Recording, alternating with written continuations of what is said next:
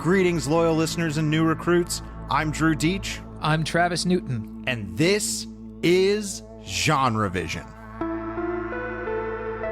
Every week, Travis and I review and recommend horror films, action movies, fantasy flicks, sci-fi cinema, and more. This week, happy Midsommar, Travis. Oh, why, thank you. Yeah, happy to be here at the festival. It may not be the happiest time that we have with Midsommar, but oh boy, are we going to pick this one apart, loyal listeners. But before we do that, some calls to action. Travis, you did a lovely little thing for the listeners recently regarding our Patreon. Yeah, if you go to GenreVision.com and look at the main page, scroll down a little bit, you will see that we actually published some of the Patreon content that is normally kept behind a paywall for free. If you go to GenreVision.com, you can listen to 2 pieces of our premium Patreon stuff for absolutely zero cost, just to sort of give things a try and see if the Patreon thing is for you. I certainly hope it is, but patreon.com/GenreVision will give you a more detailed look at how we do everything related to Patreon. And free stuff is also available at GenreVision.com. Just scroll down a little bit on that main page and you'll see it right there. And a couple updates for our other shows. Next week, actually, we have Crawl, the killer alligator movie, coming out, and we will be covering that on Finflix. So stay tuned. We're very excited for that movie. Not quite sure when we're going to publish that episode. We don't have a concrete deadline for that, but it will be soon after the movie comes out that we will post an episode of Finflix all about Crawl. And an update for our other show, Third Time's the Charm. We have been on a little break, but we're coming back. Our next episode is on The Dark Knight Rises. That'll be out pretty much within the next week. Thank you for listeners of that show. And if you've just been wondering where we're at, don't worry, everything's fine, and we're coming back soon. So just wanted to give that little update. And I think we can grab each other and scream in grief together, Travis, over Midsommar, because, woo. Yeah, this movie's a real bad time for people who want to have a good time at the movie theater. This is from Ari Aster and A24, the company that put out his last movie, Hereditary. And Hereditary did fairly well financially, and it was fairly obviously from the marketing a horror picture. And then when you saw the movie, it involved enough that, you would consider it a horror picture.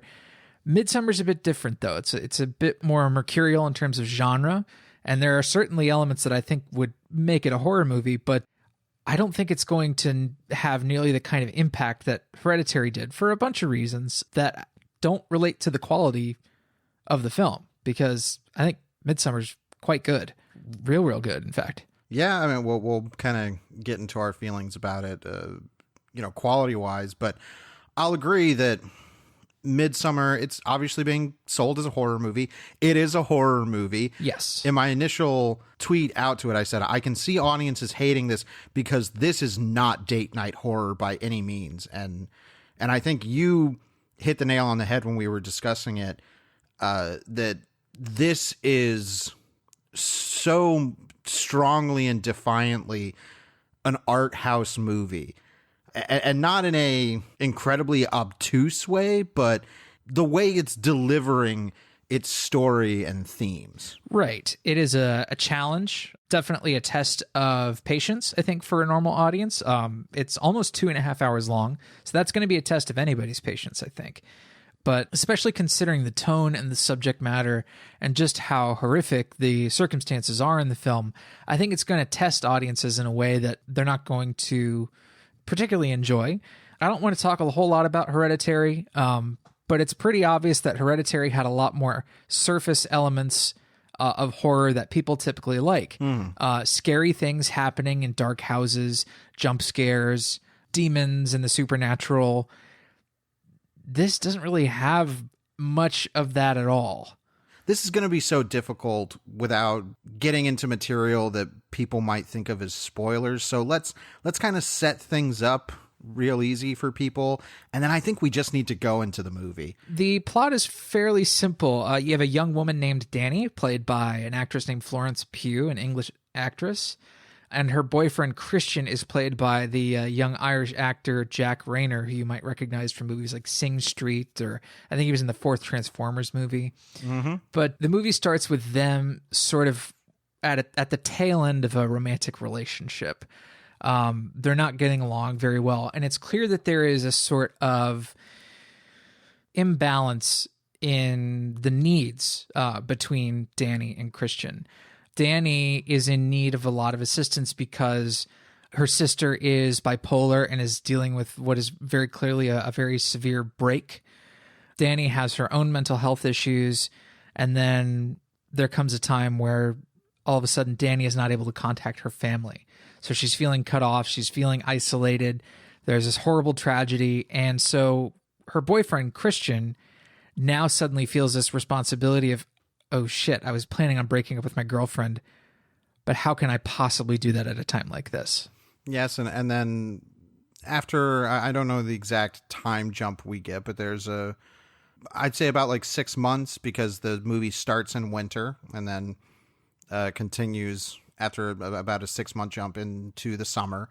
And Christian and his friends are planning this trip to go to this Danish festival. Swedish. And Danny didn't really know about it. It was kind of, I think, being kept from her by Christian. She ends up being invited. The whole sequence where Christian says to friends like, hey, I invited her to come to the thing with us, but she's not actually going to come. It's really good at displaying how bullshit their relationship is. Well, and it's a huge example of this like divide in communication between the two of them, where they're just not picking up on what one another is saying or what one another means when they say things. There's all these social pressures. Like, the movie is in a lot of ways about social pressures. One of the primary social pressures being guilt. You know, of course, Christian harbors an immense amount of guilt for feeling that he has to break up with Danny because, you know, there's this huge sort of inequality in the needs in the relationship. And then he feels guilty for not telling her that he plans to go to this festival in Sweden over the summer with his friends.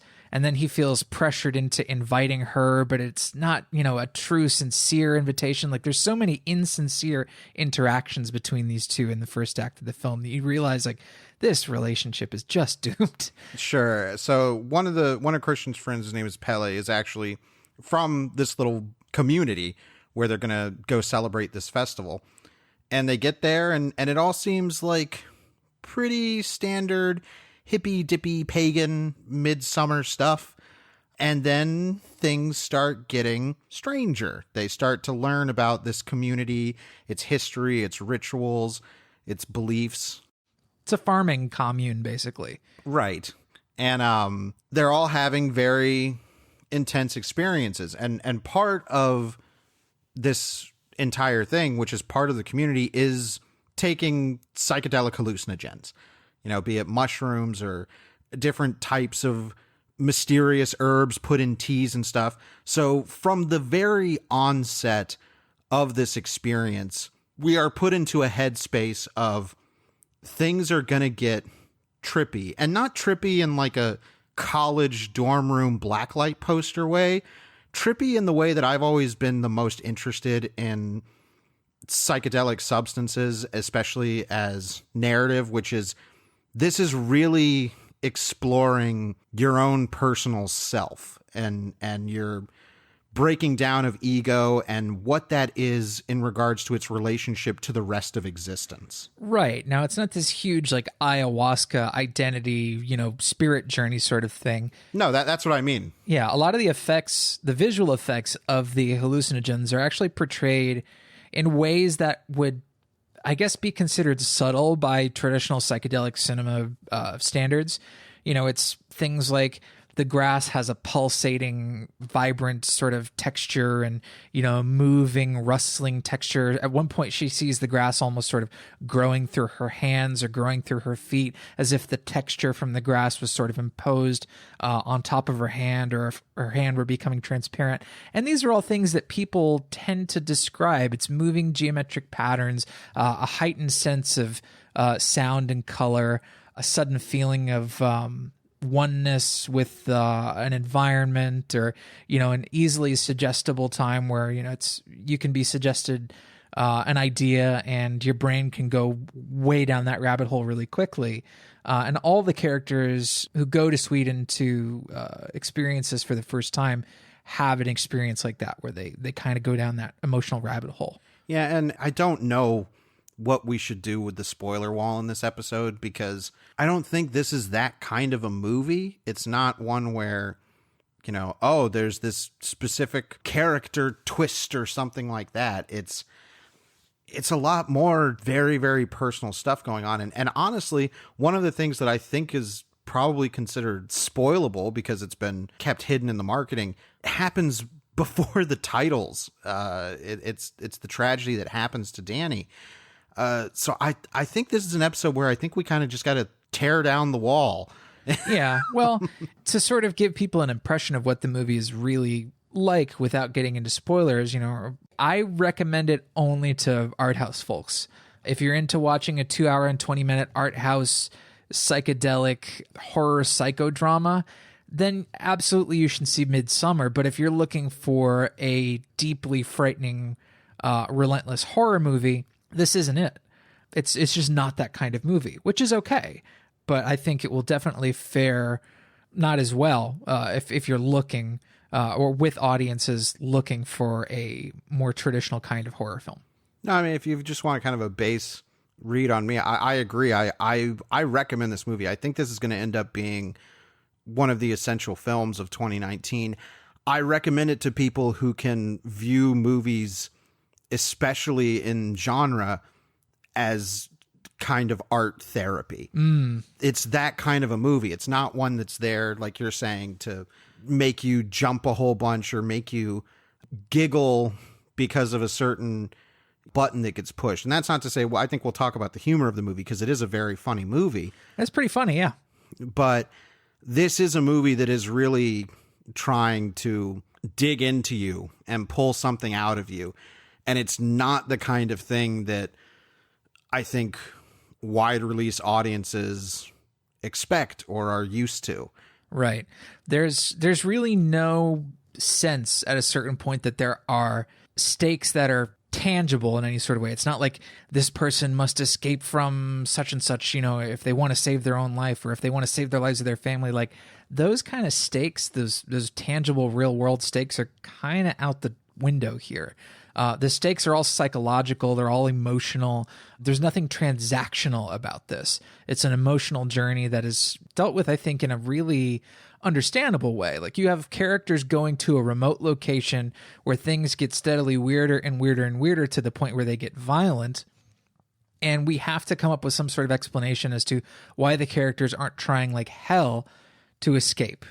You know, without spoiling anything further, like the movie does an interesting thing of trying to just say, well, what if there's something here the characters want? Yeah, I mean, it's interesting when you talk about stakes. I just recently rewatched Disney Pixar's Inside Out, and it's a weird movie to bring up with this, but it actually clicked with me when you were saying that, because it's like, yeah, the stakes of that movie are just one little girl's well-being. Right. That's it. But that movie's so great because it makes it feel like the world. Yes. The stakes are so huge. The same thing, while there's more intense spins in Midsommar, because yes, people are getting killed after a certain point, so you know, life is an easy stake, but really the stakes of the movie are Florence Pugh's character Danny. It is her mental state. Yeah, that's what the movie's really about and what the stakes are trying to explore. That certainly clicks with what we saw Ari Aster doing in Hereditary, but this is, I think, even way more laser focused into one person. Right. Well, eventually Hereditary gives you the slow pitch of actually showing you a book that explains everything that's going on in the story in Hereditary, just in terms of like plot mechanics of like, this is what the characters, you know, or what certain characters want to happen. This is how it will happen. This is why it needs to happen, so on and so forth. Hereditary, there's a literal book on screen that actually shows what's going on. In this movie, like I said, there's no transactional method to all of this. It has to happen organically, and therefore it takes place over a long time. 2 hours and 20 minutes it takes to get this character to a point where we feel like, we've achieved some sort of resolution. And so I think it's going to be difficult for a lot of viewers who aren't used to necessarily parsing and analyzing the psychology of the characters in every scene, I think it's going to be tough for them to sort of play along by this movie's rules. Because that's what the movie really requires, is to analyze the psychology of all the interactions. Absolutely. So I think from here on, we're going to kind of talk openly about plot points and just the stuff that happens in the movie. Yep. Here be spoilers.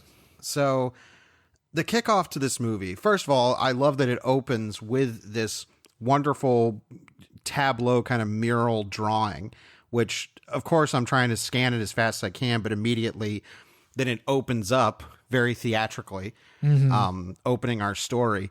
And immediately I'm like, I know I want to go back and see this movie again to just look at that image now that I know what the story is going to be. But the story starts in winter. We see a bunch of shots of, snow-covered trees, this wonderful, the music in this movie. No, it's terrifically atmospheric, isn't it? It's incredible. Yeah. We learn about Dani and her relationship with her sister, who hasn't been responding to emails. She can't get a hold of her family. And the reveal of this opening, in which we find out that Dani's sister has not only committed suicide through, carbon monoxide poisoning, turning the car on and sucking the fumes, she's also murdered their parents. Through the same method. The reveal of it, when they actually have the firemen going into the house, I was terrified of what we would find. Like, of course, it felt deeply tragic, but this is actually, for me, the scariest the film got. There is this horrifying, just sickening stuff where they follow these hoses that have been taped to the car exhaust pipes, the tailpipes, up the stairs and into the parents' bedroom, and piped under the door. And then the other hose goes right to Dani's sister's mouth, and it just pushes down the hallway on this dead body with this hose in its mouth. It's this horrible, surreal image I will never forget.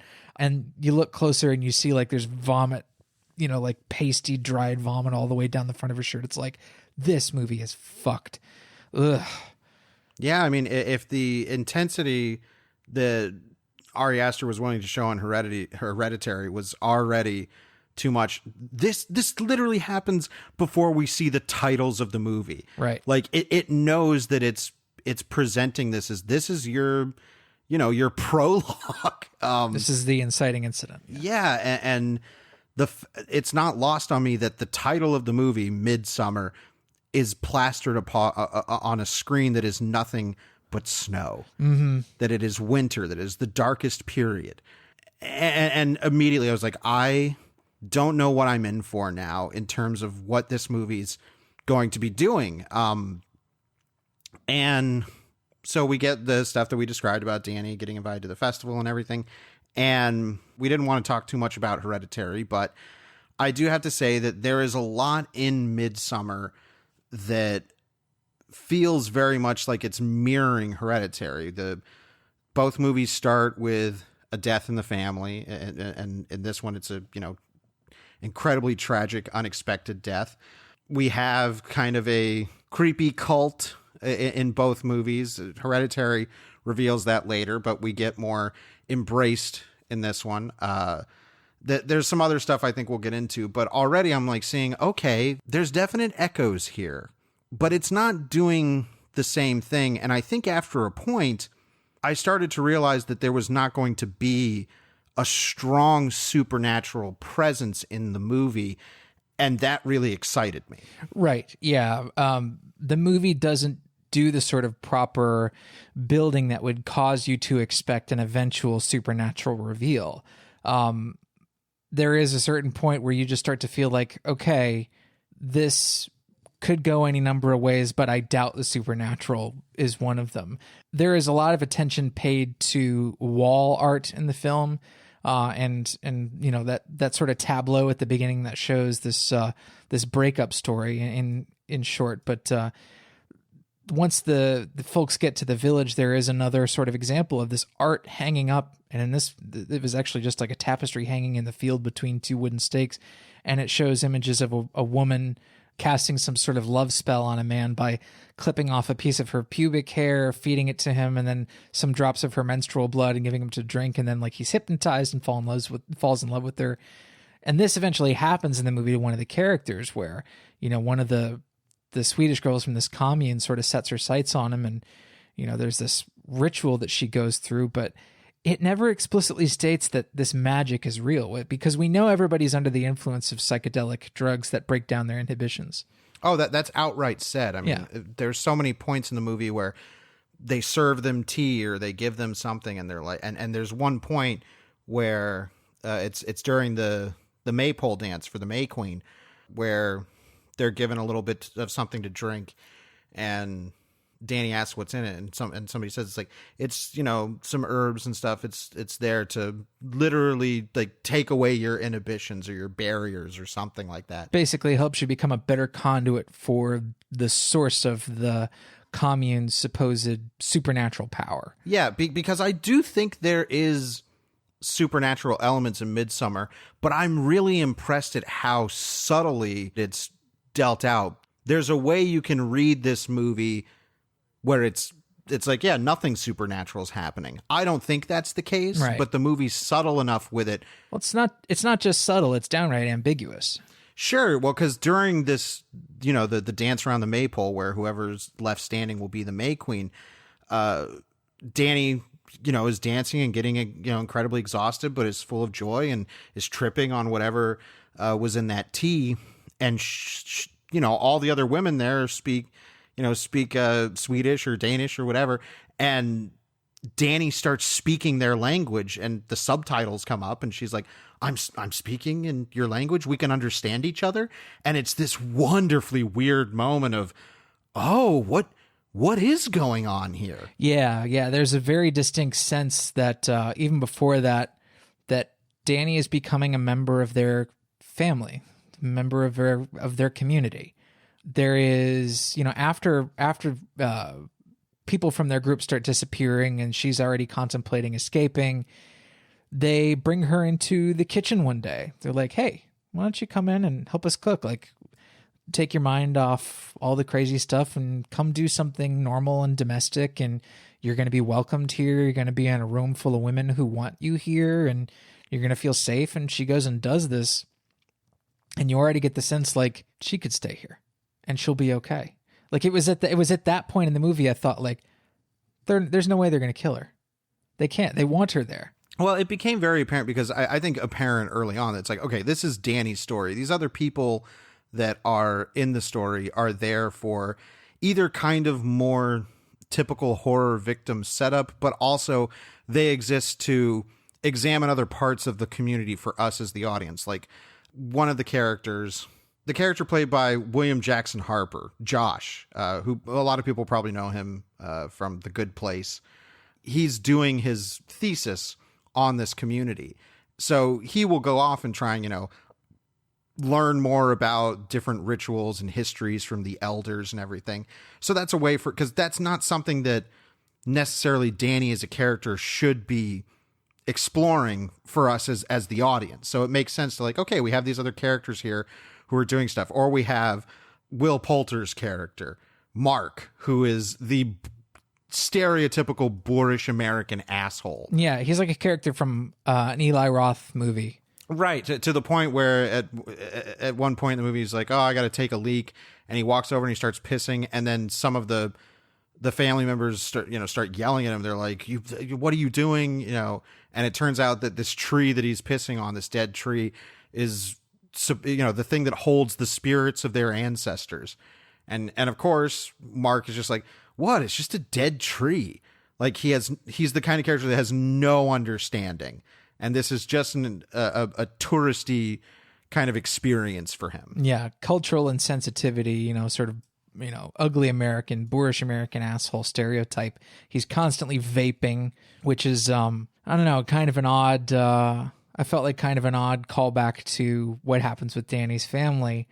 You know, the sort of smog, like this comes to life in a nightmare she has, you know, just after she's figured out that these two other tourists, these British tourists, Connie and Simon, have disappeared. She has a nightmare where she wakes up in the middle of the night to find that everybody else all of her friends, or Christian and all of his friends have abandoned her in the middle of the night, and they're driving away in a car, and she's like, no, come back, stop. And Will Poulter's character looks out the rear window at her, and in the wide shot you can see like his face is like this ghoulish grin, and there's this huge belching black smoke out of the back of the car, and then she lets out this huge black cloud out of her mouth. It's like, fuck, this is so scary. Yeah, no, it feels genuinely nightmarish. Yeah. Like a real nightmare. How nightmares really work. Yeah. Right. And so we have all these different characters that help us explore facets of the community. And the big kind of turning moment, because at first they're like, okay, they're kind of weird. Like everybody has to wait to sit down because two specific people we have to wait until they sit down. That kind of stuff. It's like, okay, that's just weird cultural stuff. But then we get to the big moment, which is this older couple who it turns out are going to commit suicide, because in this community, once you reach a certain age, 72, you sacrifice yourself by jumping off this cliff. Wow. This has another hereditary mirroring, which is massive head trauma. Oh my God. The face gore. Holy shit. It's incredible. It's so good. The big flap of skin that flies off that woman's face. It's just horrifying. It's also extraordinarily absurd. Like they do that stuff with no music. It's just like splat. Well, sure. And then of course the older male, he jumps off feet first. So he lands and he's broken his legs and his legs are poking up. And they bring this comically huge hammer to smash his face in. It's like 3 people do it in a row with the hammer. It's insanity. And it's an incredible combination of genuinely horrifying and absurd. And during this moment, of course, a lot of our cast of characters are all reacting in horrified ways or saying, oh my God, oh my God. Danny watches this with almost like some kind of dark serenity. Like because it's obvious that these characters for her represent in some way her parents. I also felt that they had made a specific effort to make the old woman who jumps off the cliff look like Danny. Even like matching her eyebrow color, sort of matching her hair color, finding an actress who vaguely resembled Florence Pugh. Like I felt that there was some effort made there. I'm not sure if that was intentional or not, but I felt like she was seeing herself in that woman jump off the cliff. I thought about Hostel a lot here as the other characters started to react to this, and they started to feel unsafe, and they started to think about ways to escape and get out, and they felt that their lives were in danger. Eli Roth's Hostel suddenly came up, and I thought, well, people are going to start getting off here. This is suddenly a game of numbers. Well, they do. We also have some other characters, because one of Christian's friends, Pele, who is the only one that seems sympathetic to her. He draws, he's an artist, and he like draws a picture of her and gives it to her. He's always kind of checking in on her. It's then revealed that, oh yeah, he has a brother, and he's also brought some friends from London that have come. It's like, oh, okay, well, these are all some kind of sacrifices. Eventually we find out literal sacrifices, but as far as like horror movie structure, it's like, oh, okay, here's our fodder. Mm-hmm. Yeah. So the way it plays out is ambiguous as to whether or not these people were actually intended to be the sacrifices, because there are other people brought in. Like there is sort of an odd cast of characters that shows up. This is an unexpectedly large festival for being out in the middle of nowhere. It's not like Coachella or anything like that, but you get the sense that because of these characters' moral failings or their inability to embrace, this culture, or at least acknowledge this culture, not necessarily to accept it, but to understand that it is foreign and different, and that they have to respect it in some way. Like their lack of respect is, I think, what causes their untimely deaths. Yeah, they talk about towards the end when we kind of reveal what this has all been. There's a grand speaker says like, okay, we had to have this many people brought in as sacrifices from the outside, and then we're also going to have people here in our group that are going to get sacrificed. Mm-hmm. So it's clear that that's part of the intention, was like, okay, they brought people to be sacrificed for this. There has to be some grist for the mill. But Danny's journey becomes something very different, and Pele quite often is being very kind to her, explaining what's happening, and Danny is being respectful mostly because she's going along with the societal pressures of what's going on in this group, and because anytime she has any kind of callback to anything that reminds her about the tragic death in her family, she runs away from everybody. She separates herself because she starts to have panic attacks. And after a certain time, Pele takes her aside, and he's clearly been seeing that, okay, things between you and Christian aren't right. And he keeps telling Danny, like, I understand, you know, what happened, you know, to you with your parents and your sister. I know, because my parents burned up in a fire when I was young, but I had a family, a community that was there to support me and hold me through my grief. And do you have somebody, Danny? And Pele says, do you feel held? And that is the moment where the movie clicked for me. Oh, yeah. Well, we suddenly understand, like, they're going to make a huge effort to keep her here because they have something that she needs. Not just something she wants, but something she actually truly needs. She's not going to be able to survive without a network of support, a community. Right. You know, in the beginning of the film, after she loses her family, her network of support is practically non-existent. There is one more character that she talks to on the phone, but, you know, we don't ever get a name. We don't ever understand sort of what this person's friendship is to her. We just know that she is sort of dependent on Christian for support. And Christian is sort of at his limit for being able to provide that support. We understand that the sort of romantic aspect of their relationship, the traditionally romantic aspects and the sexual aspects of their relationship, have largely died. And he is there to support her in her time of need. But he's not able to really offer her the kind of support she needs. Well, there's an important mirroring. In the pre-title sequence, when Danny discovers that, you know, her sister has committed suicide and murdered her parents, we see her just, you know, screaming and crying in grief, and Christian holding her. Wailing, I mean, and mourning, like violently mourning. Just, it's so tough to watch. But Christian is just, you know, holding her. That's all. And he doesn't, that's it. He's just kind of holding her like you would expect. And he's just kind of sitting there like a bump on a log. Later in the movie, after Danny is crowned the May Queen, which Pele is wonderfully excited for her and comes up and kisses her, Danny has another breakdown, and she begins wailing, and a bunch of what they call the sisters, the younger women in the community, follow her into their kind of little group house, and Danny is just wailing, and the sisters start holding her and wailing with her in time. They all start wailing together, because we've seen this kind of experience earlier in the movie where they all do these kind of unison breath exercises. They, you know, do this like thing. And then also when the two older people die and they hear the man who hasn't died, he starts wailing in pain. Everybody in the audience starts wailing along with him. Yeah. You know, rending of garments, you know, that sort of traditional, you know, mourning you hear about when you read about ancient cultures, you know, people wailing and pulling their hair out and screaming and crying, things we don't do in contemporary modern first world society. Mm-hmm. We have pushed away these sort of violent reactions to say that they exist on a fringe that we consider to be mentally unwell.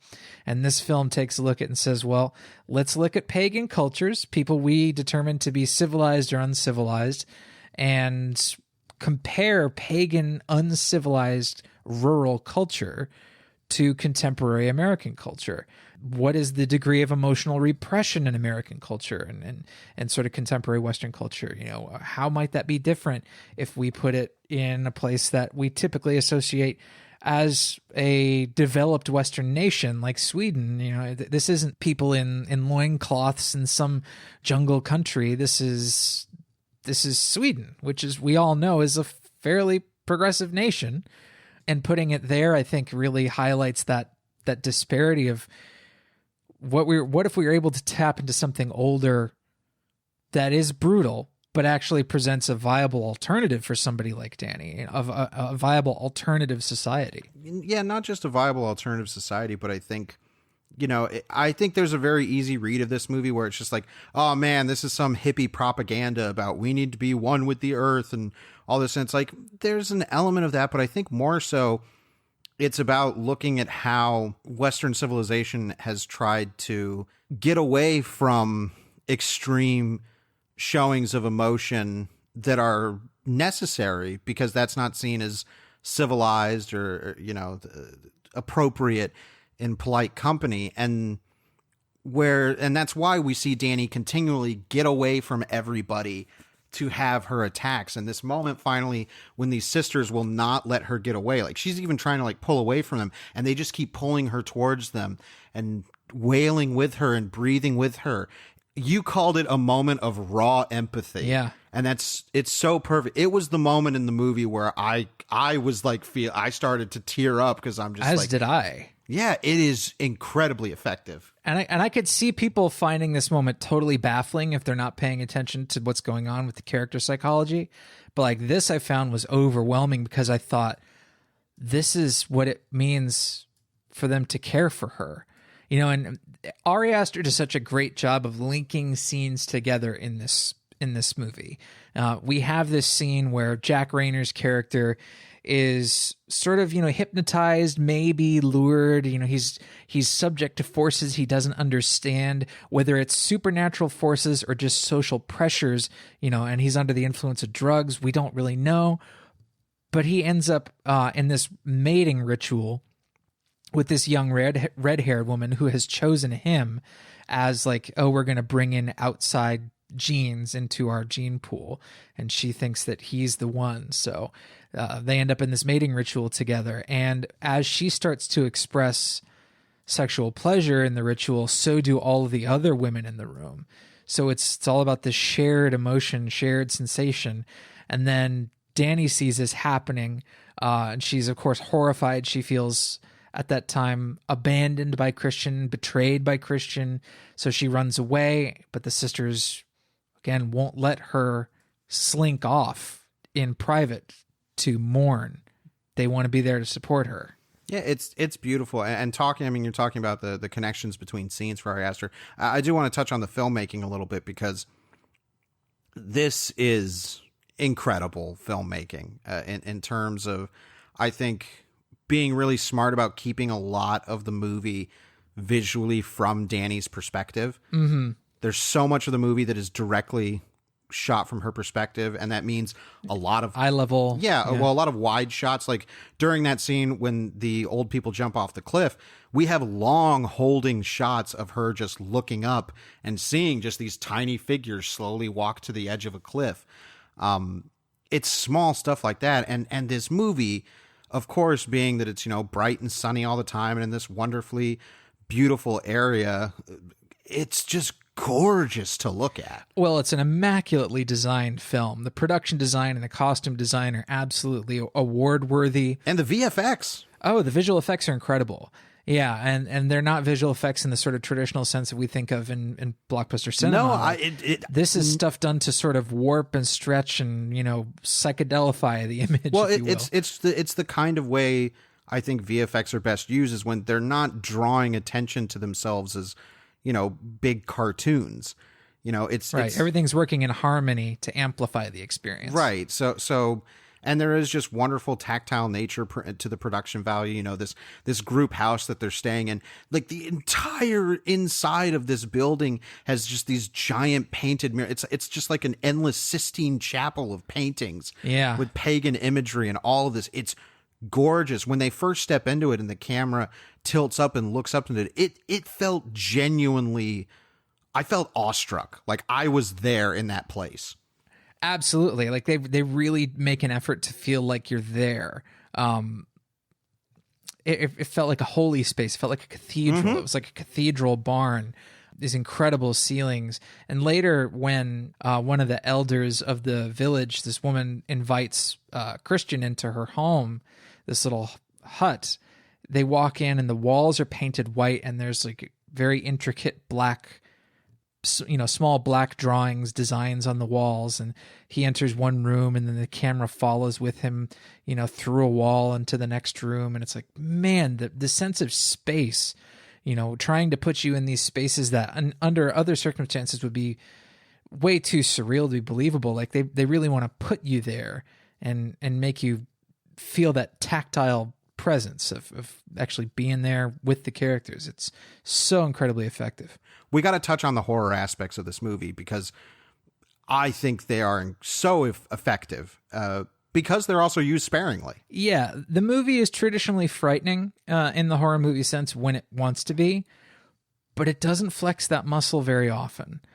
It is not this sort of relentlessly nerve-shredding experience in the same way that Ari Aster's previous film was. It is more focused on how characters are feeling at any given point and how the ongoing festival is going to affect them psychologically. Sure. It's not driven forward by any sort of apparent plot, and so there's no real sense of fate-driven inevitability as there was in that previous movie. As such, the horror has a really different quality. Well, the horror is very directly personal. It's almost always through Danny's perspective. For example, when she has an early panic attack, she runs into a bathroom, and when she lights a light for just a split second, you see her sister standing there with the hose in her mouth. It's incredibly brief. Same thing after the night, or when they basically go to sleep because the sun is just constant there. They have to pull these big, curtains down in the house to sleep. When she has that nightmare about everybody leaving, she sees her sister and her parents slumped over dead at the altar where the two older people killed themselves. And it's this distant wide shot, and it just holds on her sister. And then her sister opens her eye in the wide shot, Travis. Mm-hmm. I know it's incredibly scary. But there's not a whole lot of that sort of traditionally nightmarish horror imagery after that. For instance, there's some gore. Yeah, there's still some. We have there's a prophet character in the community, Reuben, who we learn from one of the elders is from a line of prophets who are all bred through inbreeding. So he has these, very extreme deformities. And Josh's character, who wants to get a look at this book that basically Reuben writes and the elders have to interpret, and sometimes it's just, giant smudges of paint in it. Finger paintings. Yeah. Yeah. He sneaks in to try and get pictures of it. And Reuben shows up wearing Will Poulter's face, and he's totally naked, and then conks him on the back of the head. That's a wonderfully ghoulish image. Oh, and the reveal that horrible noise you're hearing is Josh's like death rattle. It's like, ew, ick. The movie goes there plenty, but again, I think because, and of course that has to happen in a darkened place because that's what audiences are going to expect from a more traditionally horror setting. Sure. And because this takes place in somewhere where the sun basically never sets, this sunny, brightly lit horror doesn't lend itself to those typical kind of moments. So when they happen, they feel kind of more special. Right. Midsommar is, I think, going to be among the best horror films of the year, if not the best films of the year. If only for, I think the writing of it. Like, the writing of it is the most standout aspect to me. Like, the production design, of course, is extraordinarily intricate, and I think I could, I could paint a house with the sort of themes like this. It's just so gorgeous. But the attention paid to how each of these events affects characters psychologically, especially when you factor in mental illness, is endlessly impressive to me. The fact that he understands that Danny has this tremendous sensitivity around abandonment, and he sees that sort of come to life through nightmares and in her and in her behavior in every scene. Like that I think is next level shit. I agree totally, and I think to compound its impressiveness, it manages to do this while wearing a lot of different hats. One we didn't get to talk about too much is how funny the movie is, even in its horror moments. When we have sort of the typical what I would say in a slasher movie is running around finding all the bodies moment. It's really funny. Oh yeah, well, some of the imagery is so absurd. You know, like William Jackson Harper's leg sticking up out of the flower So bed. good. I was the only person in the theater. I was laughing to death. Because, I mean, obviously it is a horrifying moment, but the imagery of that is just so absurd. Yeah, or when in the sort of big final ceremony, you know, the May Queen has been given this huge dress made out of flowers and this absurdly huge flower crown that just looks... The only thing you can see of her is her face. Yeah, she's just this basically like a mountain of flowers sitting up there, like immobile because of this huge flower dress. And she has this huge, like comically cartoonish pout on her face. And then Jack Rayner, who has been paralyzed through some, you know, inhaled drug. So funny. He's sitting in a wheelchair and he's just like, you know, the look on his face is this like pure resignation of, well, this is my life now. Well, the lead into that, where they do the perspective of them opening his eyes and the woman speaking to him. The closing his eyes, where like they fade down half the screen and they fade down the other half of the screen, and then the scene transition is the reverse of that, where the woman is opening his eyes. It's funny. Like this woman speaking right to camera is so funny. Well, and her saying, she's like, "Oh, you know, Christian, you can't speak and you can't move. That is good." Like, yeah. it's so funny, and it knows it. Like, this is not unintentional by any means. The movie is genuinely balancing a level of absurdity that it works. And then this final sequence where we learn that, okay, the May Queen, they've sacrificed their, you know, outsiders, and we have a couple of other, you know, people who are going to be sacrificed, and the May Queen has to choose whether the other outsider is going to be sacrificed, who would be Christian, or if it's going to be somebody else from the cult. And she, of course, chooses Christian, but not happily. Like, I like that it wasn't she didn't just become this vindictive, you know, hateful, like, yeah, I'm going to choose you because you betrayed me. It's still painful for her. Right. Well, she's casting off the vestiges of this life, the only life that she's known, this structure in life that she's known, this person that she was depending on to be her support. She's having to realize that it's time for a separation now, that she'll have to do this. And she's going to make the choice that suits her placement in this new family now. Like, she's found a group of people that exalt and appreciate her and want her there and find value in her. And when we find out that she's chosen Christian to be the one sacrificed, they sew him up into a gutted bear skin. And the look on his face, he's still paralyzed. The look on his face as he's stitched into this bear skin is just, again, like the most absurd, like, well, this is happening. It really is like it's a living face. Like, yeah, oh yeah, what I call the Flintstones appliance expression. Right, exactly. So we see, much like Hereditary ends in a temple with a bunch of corpse effigies, we see again these absurd things where they made like scarecrows out of the flesh of Will Poulter, and then like one person's head has been made into the base of a tree where the branches are coming out. It's horrifying, but it is objectively ridiculous. Well, and then you realize, you know, they've given these people what they think is some sort of drug from the yew tree to make them have no fear and make them feel no pain. And then they light them on fire and they're like, you know, it's like, oops.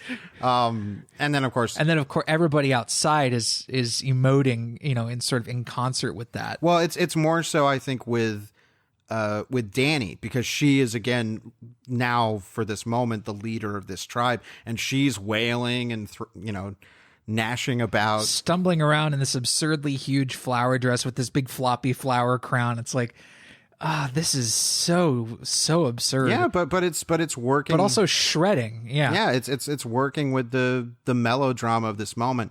And the final image of the movie, which is Danny's face superimposed over just kind of the sun, and her at first frowning and crying and then transitioning to a smile and ending on that. It's like, yeah, that's literally been the entire 2.5 hour journey we've watched in 10 seconds. So the message is clear. It's like, this is what it was about. It is a transcendent ending. Yes. One that echoes A24's seminal horror film, I believe, The Witch by Robert Eggers, where, a female character who is stuck in a system full of these social pressures that exert negativity on her and that restrict her.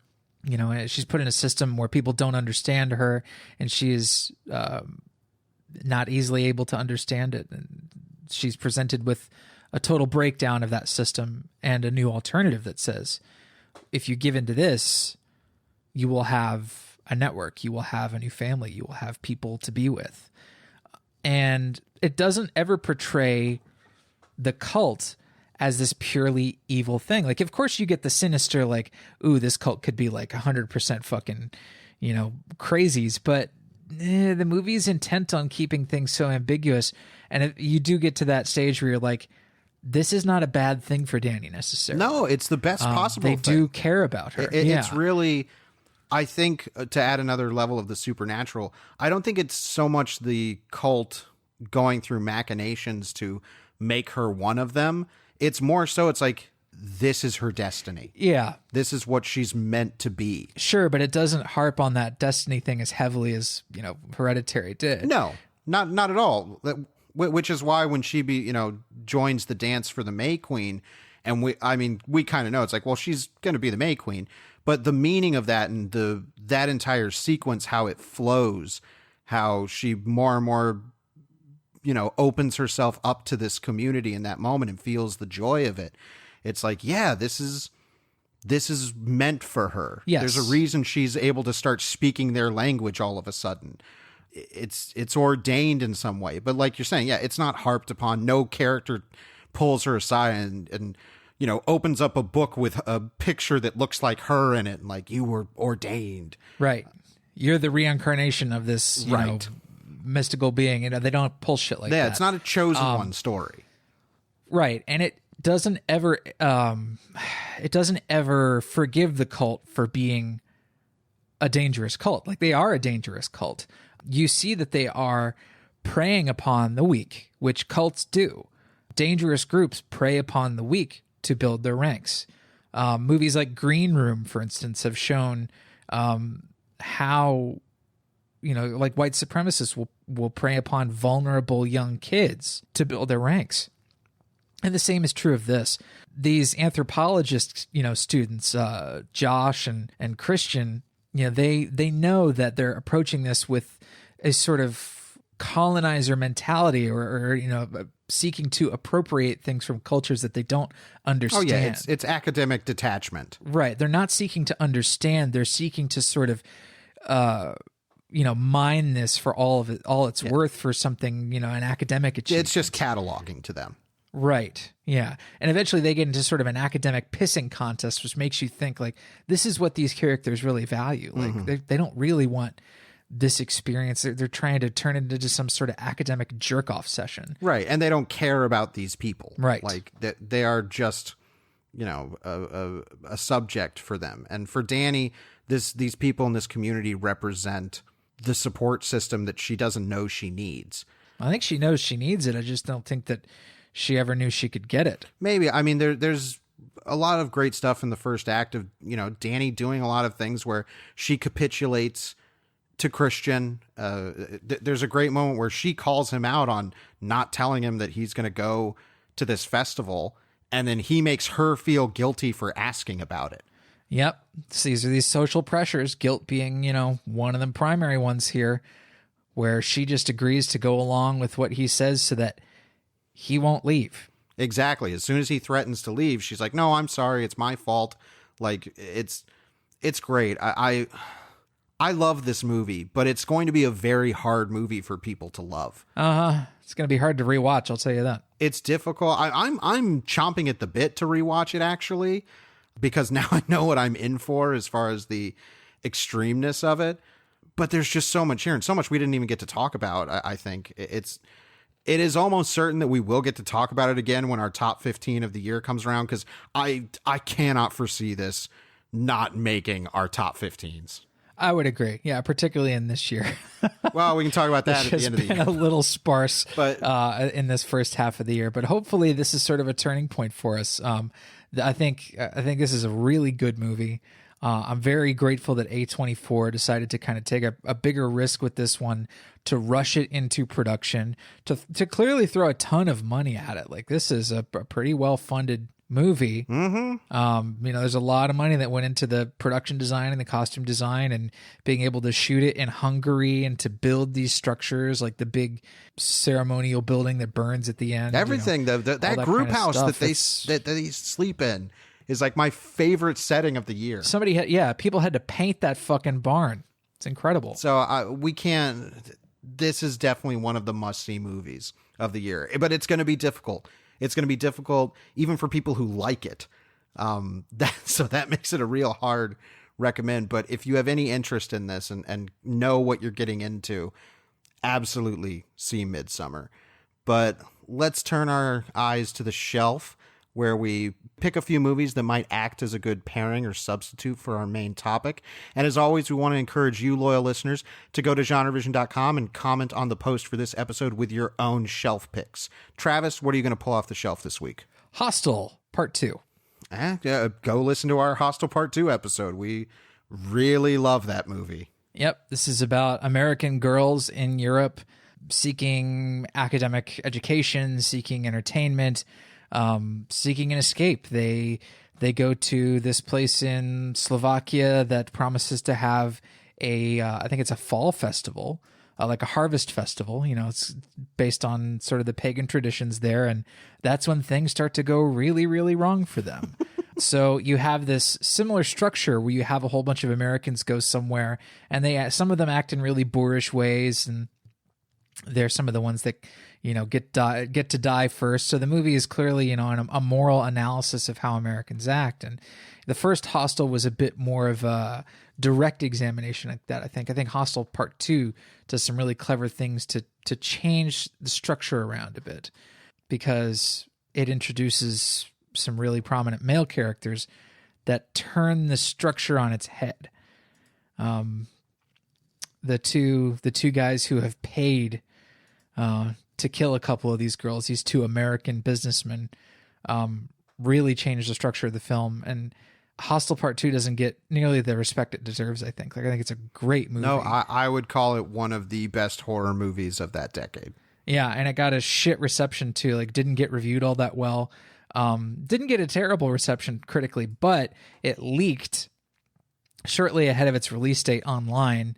And then it was released, I think, in a summer where it was a bad weekend for it. Got kind of dumped and just underperformed.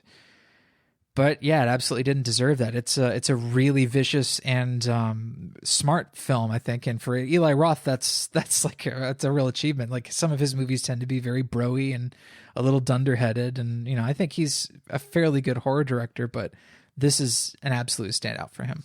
Totally agree. Well, for my pick, Midsommar is a big histrionic breakup movie that's working within genre templates. It's also a horror movie that's not going to be delivering kind of your standard horror experience. So my shelf pick to do something similar is Possession. This is from 1981, directed by Andrzej Zulawski. This is such a great movie, and I think it's a really good companion piece to Midsommar, because both of these movies are absurd. They are. They take emotions to extremes that are both comical and terrifying. Mm-hmm. And the story, Possession is one of those movies where it's like, no, it is a horror movie, but it's almost more of a relationship dark comedy. It's so extreme and so expressionistic. The performances, especially by Isabella Gianni, are phenomenal. Sam Neill is in this. He's wonderful. It's a great cast. It's a weirdo movie. And it's one that I think if Midsommar is something you can jive with what it's doing within the genre, I think you'd be able to jive with Possession as well. Oh yeah, Possession out there is one of the most infamous Polish art movies ever. It is an absolute must-see. The ending is so fucking crazy. It's amazing. I don't want to spoil the specifics of it at all. God, no. Because I didn't know going in. No, but I mean, you look at what happens in this movie and you don't expect where it goes. No, not at all. But the eventual reveal is one part Cronenberg and, several parts Polanski. It's very Lovecraft. Oh yeah, there's some Lovecraft there. They don't go too explicit with that. There's no mythology, no mythos. No, but it's basically a movie about experiencing a breakup and still having feelings for your ex, but they're in a new relationship and they seem to be having a relationship that has been much more satisfying than the one they were in with you. And what does that mean? And it's this possession. The title would lead you to think of something like The Exorcist, but it's like, no, it's really about possessing another person. Mm-hmm. And the way it explores that is so nutso and great. So if you've never seen that, it's a wackadoo one, but I highly recommend Possession. Let's do some currently consuming. Nom, nom, nom, nom, nom. Travis, what's been on your plate recently? Well, I hit up my local library to get a couple things, and while I was there, I picked up Fantastic Beasts and the Crimes of Grindelwald because your boy was not paying for that one. Nah, fam. But I didn't. I don't want to steal movies. If I don't have to steal movies, I'm not going to. So I went to the library, got the Blu-ray. Oh my God, this movie is bad. I haven't seen it, and I could have told you that. It's very bad, and it doesn't actually get to any sort of substantial watchable thing until like the last half hour of the film, in which, there are actually some pretty substantial and interesting ideas. Harry Potter as a story and as a property has never ever shied away from politics. Harry Potter has always existed in a political world. It has been a world that is always interested in the social structures that hold the wizarding world aloft, whether it be educational systems or political systems or policing systems, financial systems. J.K. Rowling is interested in making sure that these are important to the function of the world and that there is a logic and a reason to them. And that continues in The Crimes of Grindelwald, but they don't actually do anything interesting with that kind of stuff until the last half hour. The other, I guess, 2 hours or so of the movie, I forget exactly how long it is. It felt like a fucking eternity. The other is like lore building for personal character stuff, and it ends up in just so many gray spaces where characters are recounting lore to one another about like, but my father did this, and there was this time when I went to Hogwarts and this thing happened. And it's like, movie, you better stop explaining and start doing. Yeah. I have less than zero interest in seeing that. I don't blame you. I can't. I mean, I like the Harry Potter universe well enough, but I'm not invested enough to, buy into that sunk cost fallacy with that franchise. Like, well, I've been watching them all at this point. I might as well keep doing it. It's like, nah, I'm not that interested. I don't think. And you specifically tapped into when you were talking to me about this, just how visually it is awful to look at. It's just so visually stale. I think David Yates, like the biggest thing they need to do to give these movies a jolt of energy is not necessarily to remove J.K. Rowling from the writer's position. Like, of course, we know it's a huge meme that's like, oh, J.K. Rowling's lost her mind and wizards are shitting their pants and whatever. Yeah. She's still interested in making sure that this is a politically active world that she's writing. And now that she's more willing to engage with that stuff directly and actually tie it in with the politics of non-magic persons, it's actually shows a willingness to go to some more interesting places. But David Yates, I got nothing against the guy personally, but holy fuck, does this movie look terrible. I cannot tell you how many scenes are just characters in gray beige spaces where they were clearly in front of a fucking green screen and they're just, let's put some gray beige setting, some big gray beige thing behind them. Ugh. Fuck off. Not into it. Yeah. Well, I also have a disappointing currently consuming this week. I finally saw Alita: Battle Angel. Oh. Yeah, I mean, I was interested in this because it's a project that's been in development for like 20 years with James Cameron attached to it. He's held on to the rights for like 20 plus years. It's clearly something he wanted to get made. Directed by Robert Rodriguez, who's not doing one of his like kids green screen garage movies. Okay. So, it's got big Sets, Fox paid money for this movie. That much is evident. Yes. Yeah. This movie is so boring. I really, at a certain point, I can't tell you when, wanted to just stop watching it. But I was like, I don't know, maybe there's something here. Maybe there'll be a really interesting visual action sequence or something. It's nothing. And obviously, this is based on a manga and a manga that's been adapted through animation. And one of the big things that stuck out for me is like, I was thinking about Speed Racer during the movie. And the comment that I made on Twitter was that watching Alita Battle Angel reminded me why the Wachowskis' approach to Speed Racer was the correct one. When you have these cartoons that are based in such extreme exaggeration in their design, in their motion, in their emotion, trying to present them in some kind of realistic context strips them of what makes them interesting. And that is Alita Battle Angel. It looks like every other sci-fi action movie that's been made in the last 15 years.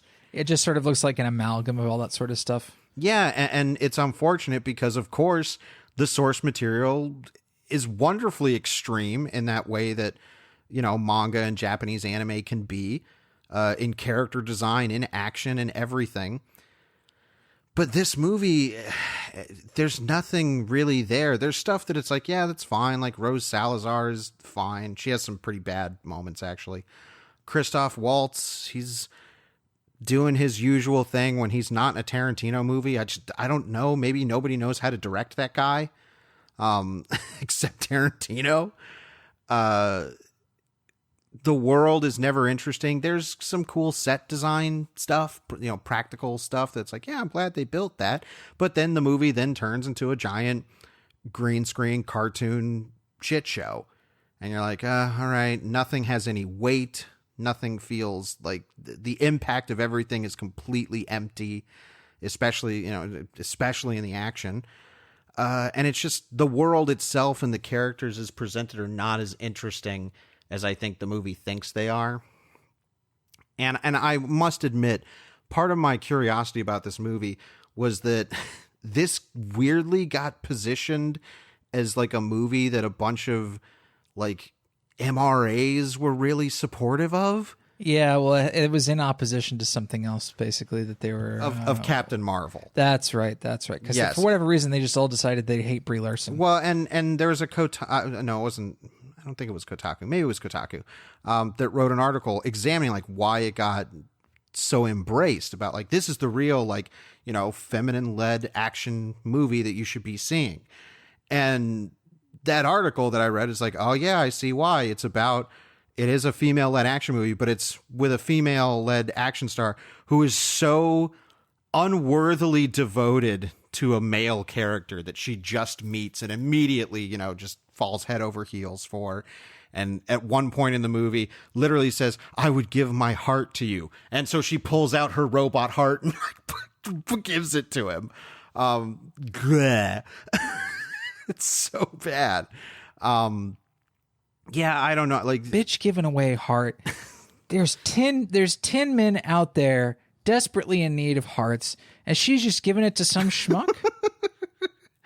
Yeah, it's... Tin Woodsman. Tin Woodsman. There are 10 woodsmen who just out there in need of hearts, and this bitch just giving it away to some schmuck. Yeah, this bitch. Yeah. Anyway, sorry. I can't recommend it. Like, I'm sure anybody who likes it, you know, who would like it as an adaptation will not like it.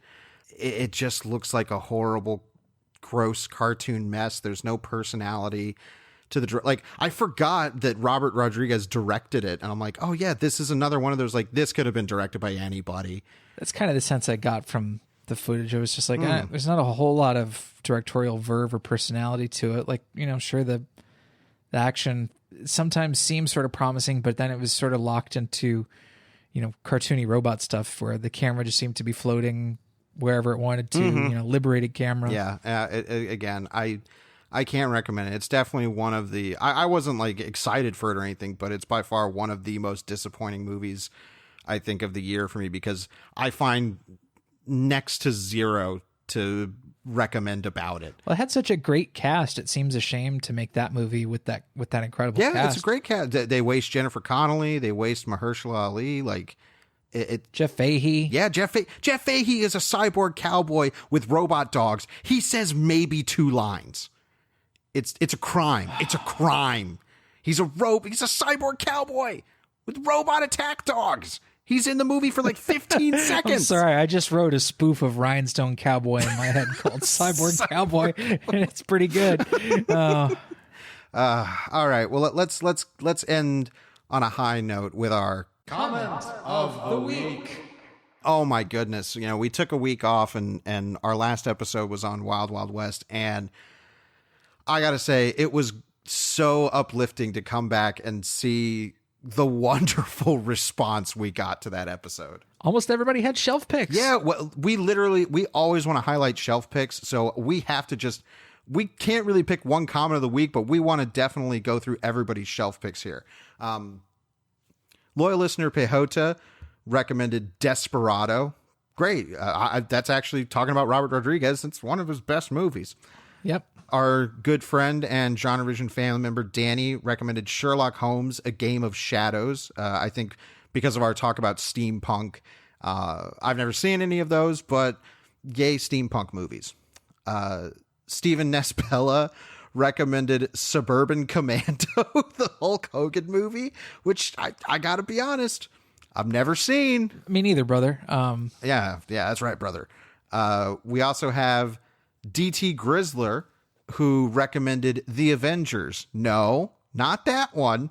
The 1998 one with Uma Thurman and Ralph Fiennes and Sean Connery in a giant colored teddy bear costume.